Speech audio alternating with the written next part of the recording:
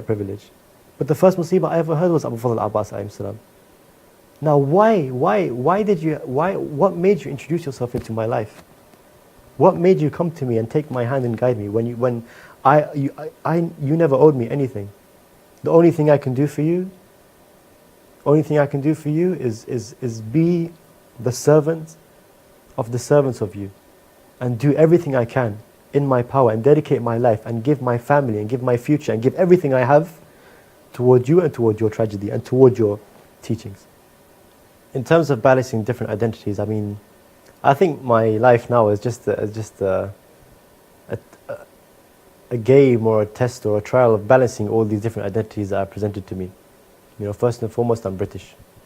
My background is Pakistani, but the culture I've been exposed to is Iraqi culture, and I'm working at an Islamic channel, and I'm also a poet, and I'm also a student, and I'm also a British citizen, and the challenge is to balance all these identities into one. Now, I think what's most difficult about it is trying to present yourself to someone. For example, when you introduce yourself to someone, like I introduced myself on this show, usually you introduce yourself and you tell them where you're from, which usually is quite simple. You know, I'm Pakistani. But then if the person's Pakistani, they say, they start speaking Urdu. I'm like, I don't speak Urdu. They're like, you don't speak Urdu? They look at you like there's something wrong with you. Okay, fine. But what do you think about this, or this issue, that issue? And I'm like, to be honest with you, I don't know about these issues that are, that most Pakistanis know about. They look at you like there's something wrong with you. At the same time, when I go to an Iraqi community, they speak to me in Arabic and answer in Arabic, but there's times where, they speak to me in a certain way. I don't know how to reply, and they look at me like, do you not speak Arabic properly? What's wrong with you? Are you an outcast in our community? Is there something wrong with you? At the same time, when you go to university and you put your turba down and you start praying in front of everyone, they say, okay, this guy, there's something wrong with him.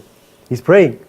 So I think that it can be difficult to balance these different identities on my shoulders, you can say. But what I think is beautiful is that balancing all these identities in itself creates a new identity that is me and makes me unique. I'm not saying that arrogantly. Everyone is unique in their own way, but my uniqueness is that I have these different identities and I'm balancing them in one.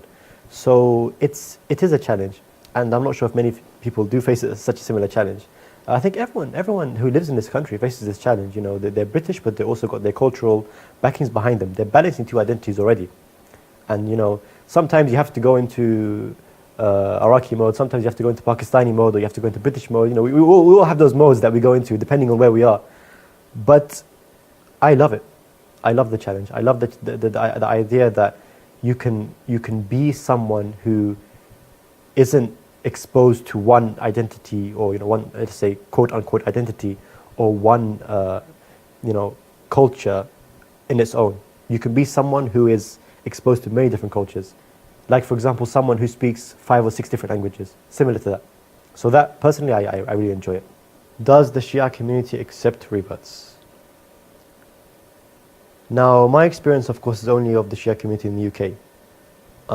I think, what's beautiful about people in this community, I mean, it's very hard to say, does the community accept reverts? It's more about, do people accept reverts? Does this person accept reverts? Is he accepting? Is he accepting? Is that guy accepting? I think when I reverted, there were 1 or 2 people that came and spoke to me, that made the effort to speak to me, some even made the effort to bring me into this community. But not everyone made that effort. I'm not saying that that's a bad thing or a good thing, but it's interesting that when you go into a mosque, and this is advice for myself as well, to be honest with you.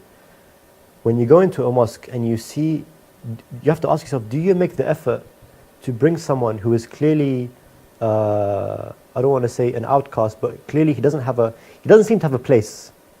Or even if he doesn't, even not that, even if there's someone you don't know, do you make the effort to speak to him? Do you make the effort to liaise with him? I'm not saying this should be your absolute, you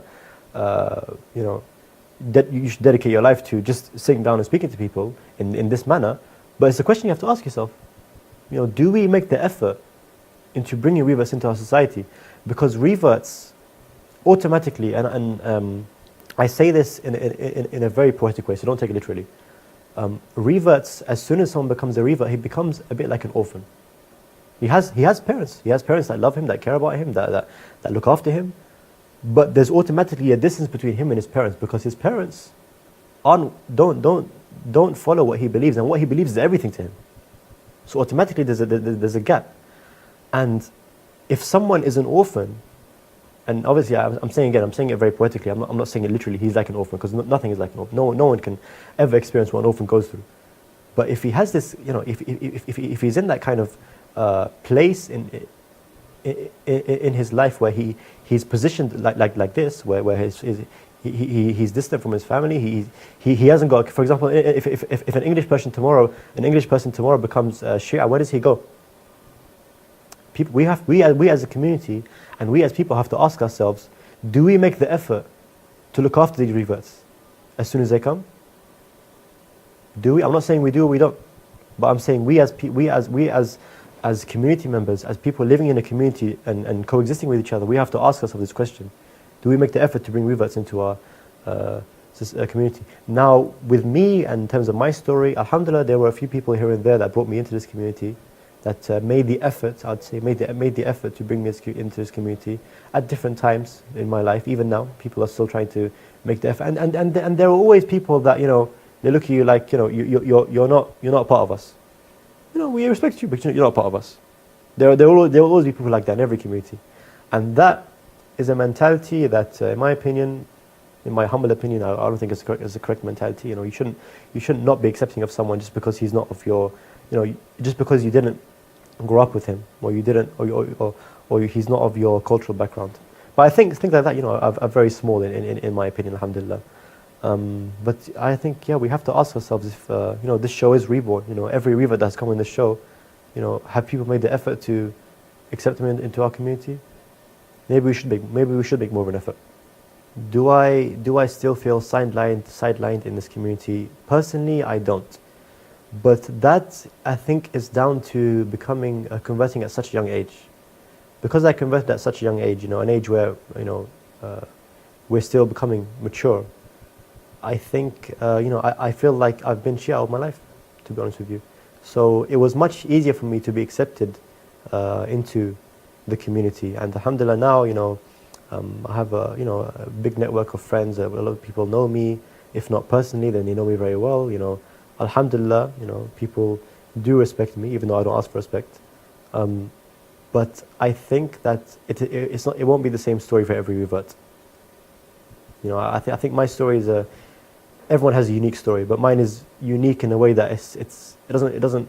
I don't want to say it doesn't happen, but you've never really heard of a story like this. So this episode might, I don't know if it bores you or not, but I think it's quite unique. So I think that even though me personally, I am accepted in this community, and many reverts are accepted in this community. Many reverts are a big part of our community. But I think we should, and I say this to myself as well.